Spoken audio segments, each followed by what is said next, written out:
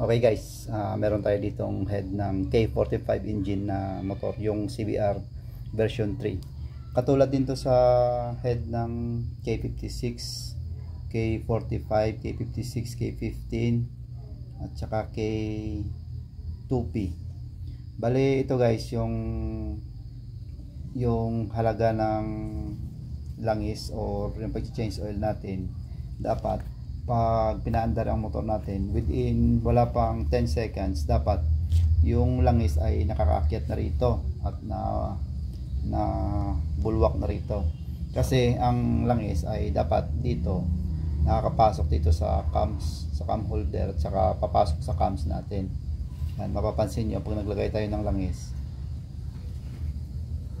yan, nawawala yung langis, pumapasok dito sa ating camshaft.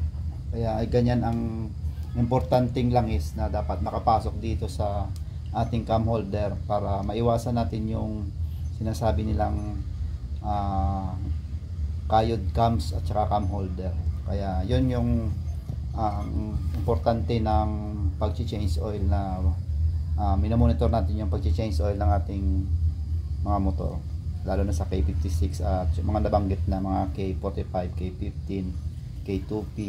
Lahat po yan. Sana makatulong ng kaunti sa ating mga Honda users na mga tropa. Maraming salamat po.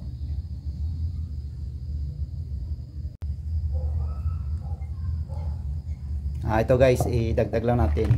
Mapapansin natin pag umingay yung head natin, pag binuksan yung head, yung palaging unang tinatamaan sa cam holder o kaya sa cams ay yung part na to, yung dalawang to. Kadalasan po yan. Kaya gawa ng yung langis na pumapasok dito sa dalawang to ay dadalo yan dito sa loob na to. Walang supply yung part na to. Kaya maaring pinakaunang tatamaan talaga pag kulang sa langis na naakyat ay yung dalawang to. Ito mapapansin mo dito sa camshaft na to. Ito may butas. Yan, papasok yan dito hanggang sa dulo. Yan, may butas. Ito yung butas sa kabila. Yan. Ito nalabas din yung langis dito para dito sa rocker arms. Sana makatulong ng konti sa ating mga K56 user o anumang Honda na motor natin. Maraming salamat po.